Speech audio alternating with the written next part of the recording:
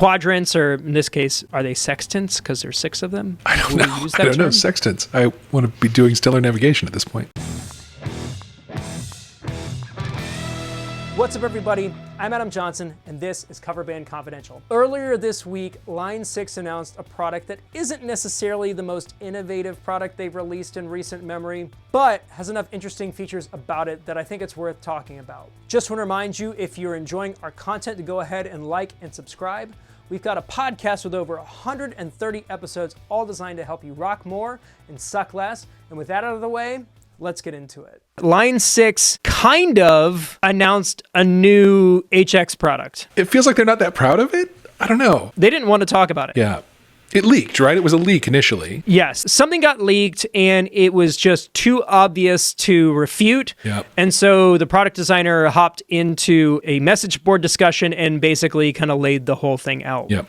What we are talking about is the Line 6 HX Stomp XL, which when I saw it, if I'm being perfectly honest, I thought it was a fan Photoshop. Me too. I thought it was a joke.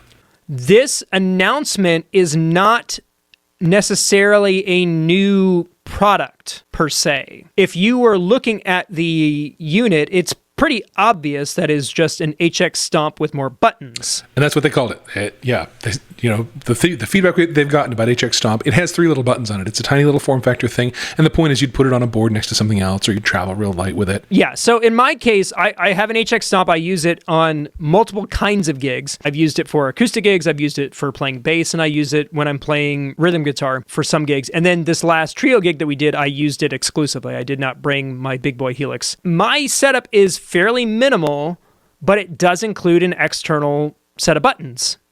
So in my particular case, on my board, I've got an HX Stomp and then a dual switch selector that is to the right of it that I use to change presets. So I can toggle up and down the list of amps that I typically play through, and that is how I navigate through my gig. That's good. Back when I was a pedal board guy, before Helix time, I had on that board a Morningstar MC6 MIDI controller that drove a bunch of things on that board. And I think if I was an HX Stomp guy, I'd probably pair the two and have a lot of control. So I get it about wanting more buttons on your HX Stomp for sure. So the retail price of a Morningstar MC6 is, I think, $249. Is that correct? Sounds about right. The situation that Line 6 found themselves in is that they were selling a product, and the product was doing well, but in order for people to use that product, they were purchasing a different product from a different company. So what Line 6 decided to do, given that information, was do the thing that people were doing with a third-party product, but just make it a part of the original product. Do it on board. Exactly. So what they did is they added, I think, 8 buttons total. 2 patch switches up and down. You've got 4 selector buttons. You've got a mode button, and you've got a tap tuner button. With the standard HX Stomp model, you ended up with 2 function buttons and then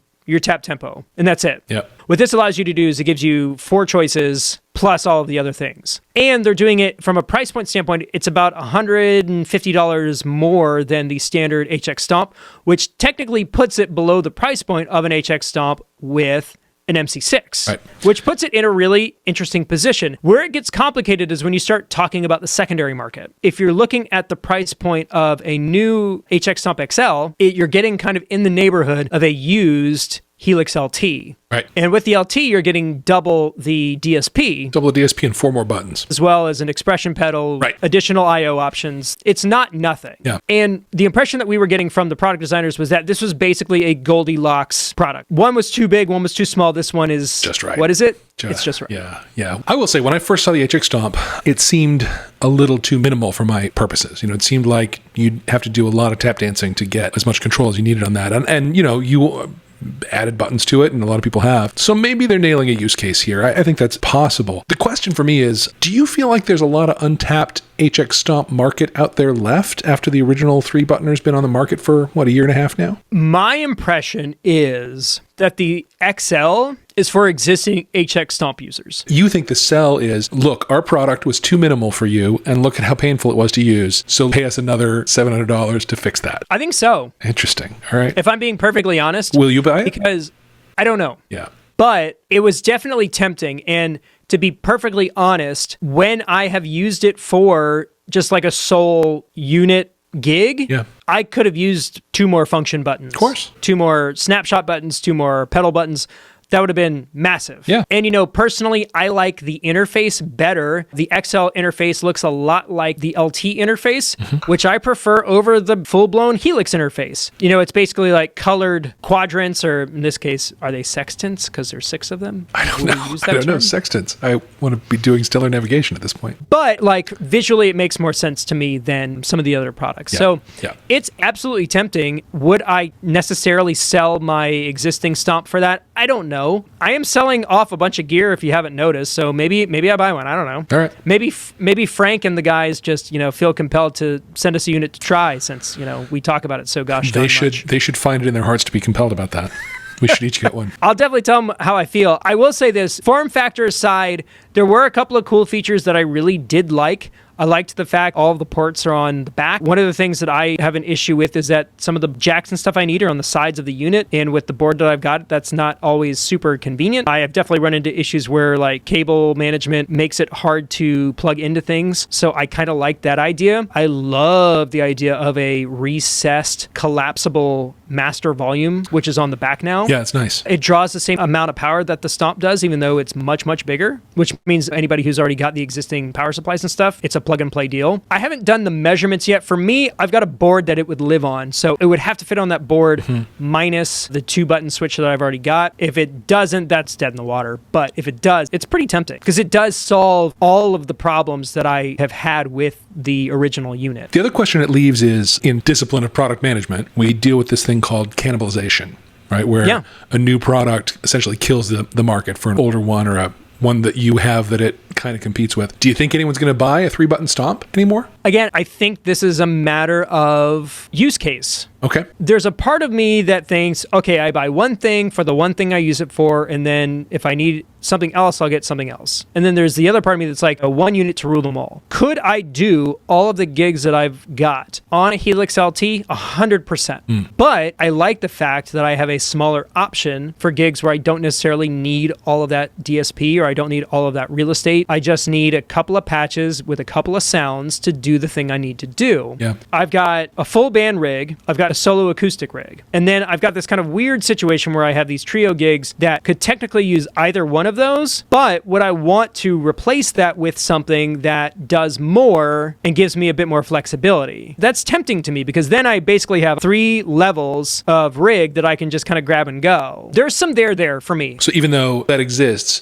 you still might find a use for the 3-button version and still might gig that as an alternative to what you're going to carry out the door, given your needs for a particular night. 100%. All right, cool. I think there remains a question of, if somebody just wanted a really awesome, tiny, modular, and multi-effects unit, would their choice be the smaller one? And I think the answer is probably not. Maybe they're playing in a church where they have very little space to have stuff, right? Maybe they're playing on a tiny little club stage or something, and the savings of that footprint is valuable to them. I'm going to say something controversial, and I just want you guys to just bear with me. I'm seriously considering selling my Helix LT. I have a sneaking suspicion that we've got some stuff on the horizon. And at the moment, given my current circumstance, the kinds of gigs that I've got at my disposal, if I choose to play out right now, I don't really have a need for it.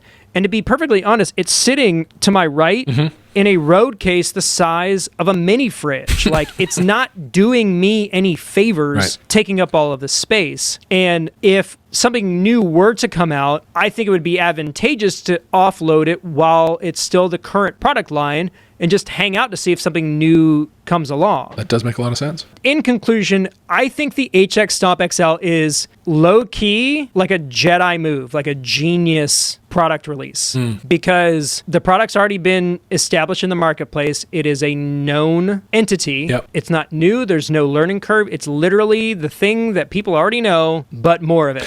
Yeah, and But not too much. What we like to do in the software world is launch small and then iterate. And that's hard to do in the hardware space because hardware is expensive to get out the door. You can't launch a pedal small. Nope. Not if you're line 6. So the fact that they have a product out, they've gotten feedback on it, and they've brought out a second version that specifically addresses that feedback from a product management perspective, I'm totally in love with that move. And it's not something you see much in hardware. So certainly they know their market better than, I'm going to sit over here and speculate about whether I think it makes any sense. The thing that cracks me up about this is that, everybody's got an opinion about it, and everyone's like, no, this is stupid. I was like, then it's not for you. Yeah. They literally build it as, this is not by any stretch the most innovative product we've released. This is a Goldilocks product. Yeah. This is a product for a specific subset of our existing customer base. Yep. And if you think it's stupid, then don't buy it. It's not for you. Yeah.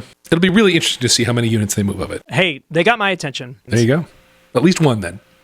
Yep. Yeah. At least one. All right, good. Whenever they come out. Good. Love it.